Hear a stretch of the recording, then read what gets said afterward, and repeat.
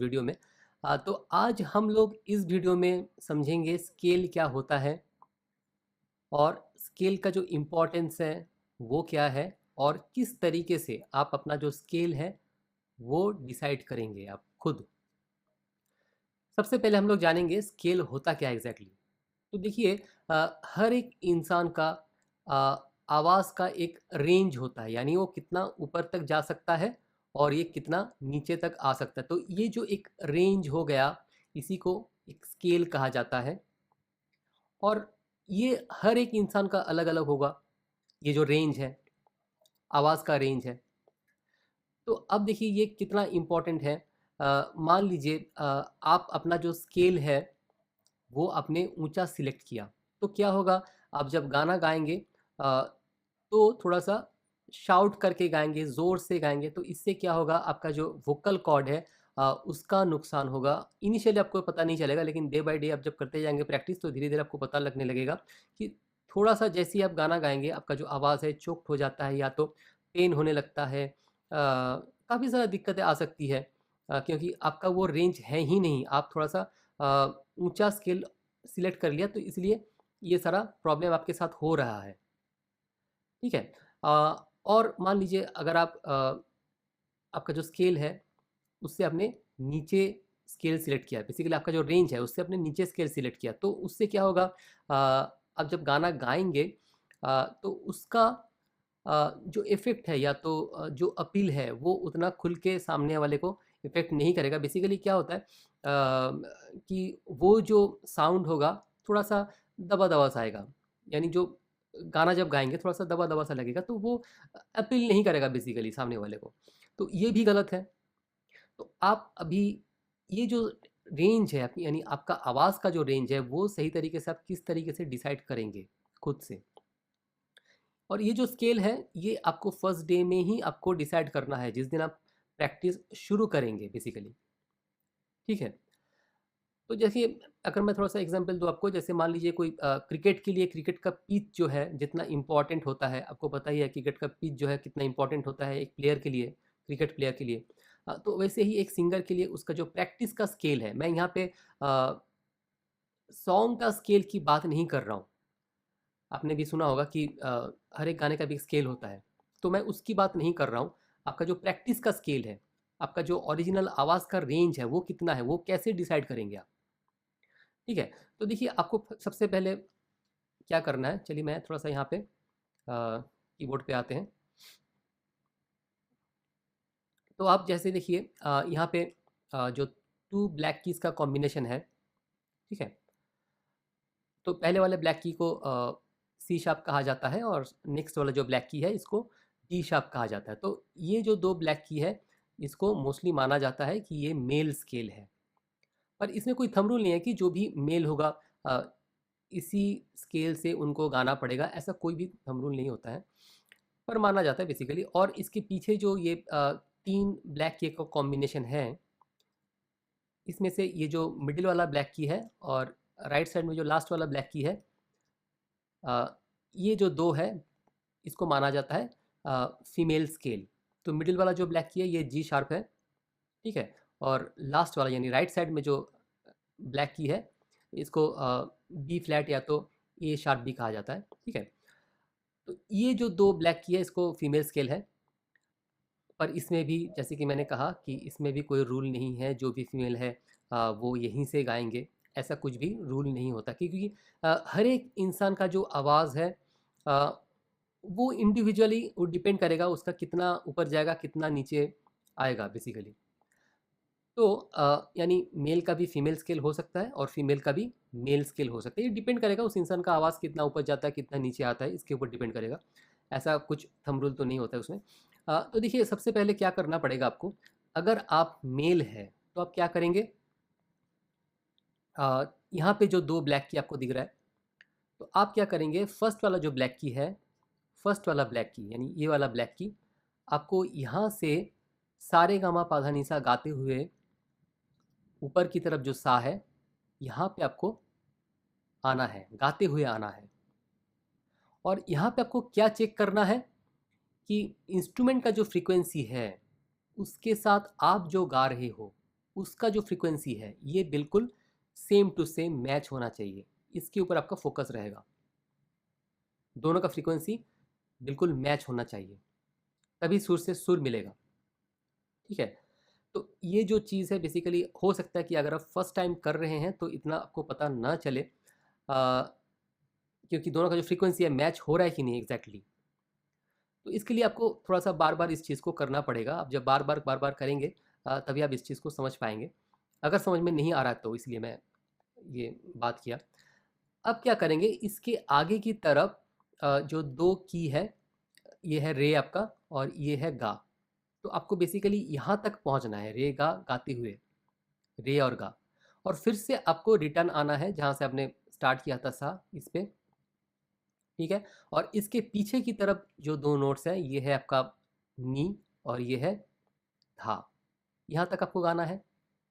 ठीक है, अभी आपको देखना है आपने जो ये पूरा रेंज गाया, सा से लेके ऊपर की तरफ रे और गा और नीचे की तरफ नी और धा, ये जो टोटल एक रेंज आपने गाया, इसमें आप कंफर्टेबल है कि नहीं, यानी इसमें आपका जो आवाज़ है बिल्कुल मैच होता है कि नहीं ऊपर से नीचे तक।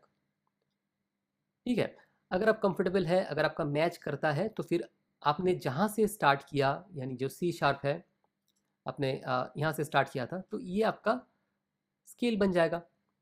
लेकिन ऐसा भी तो हो सकता है कि आप जैसे ऊपर जा रहे हैं धीरे धीरे गाते हुए, तो वहाँ पे आप उतना कंफर्टेबल नहीं हैं, आप अच्छी तरीके से नहीं गा पा रहे, तो क्या करेंगे फिर आप?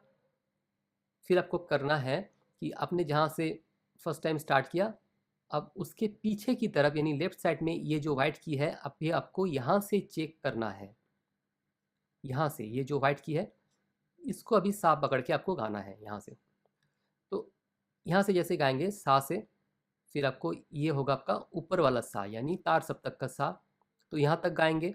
और फिर इसके आगे के दो नोट्स, यानी ये है रे और ये है गा, यहाँ तक गाना है।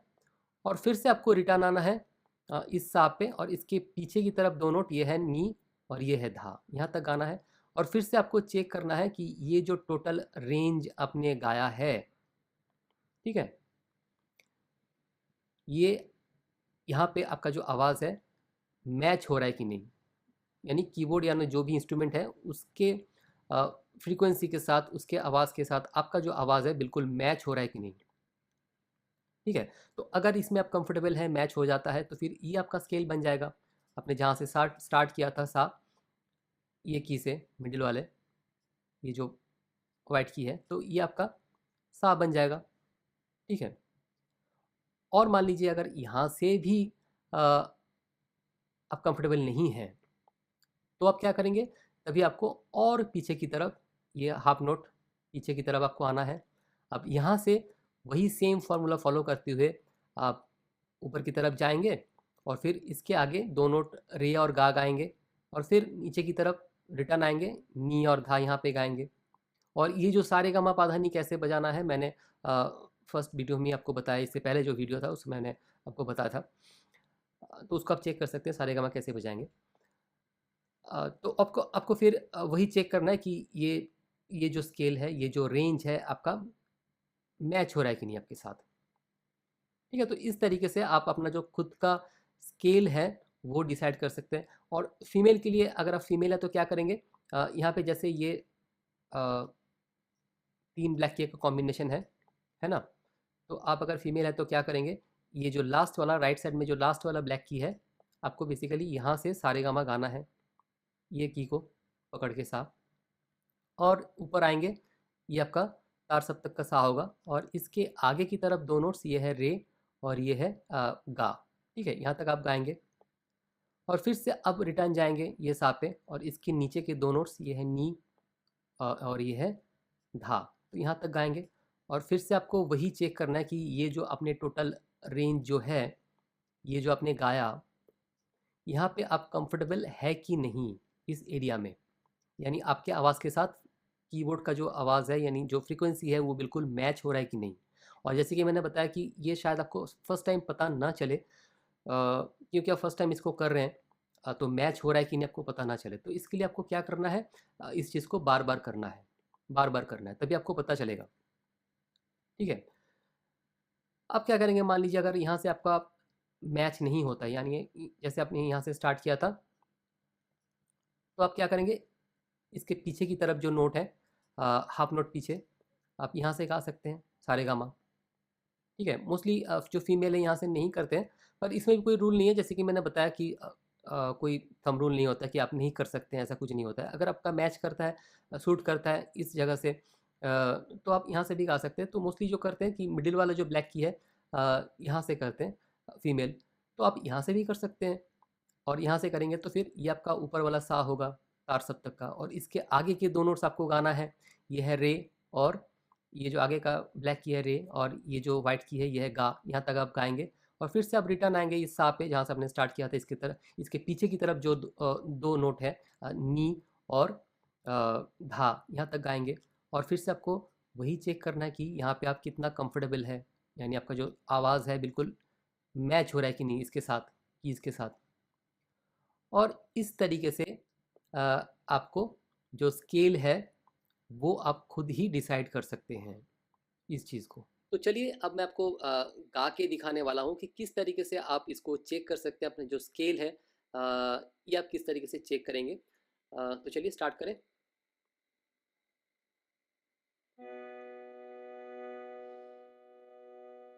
सा रे गा मा पा धा नी सा रे गा रे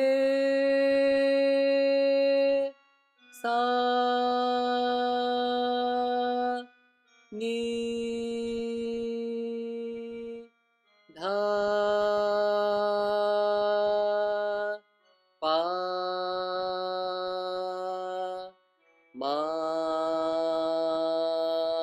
गा रे सा नी धा।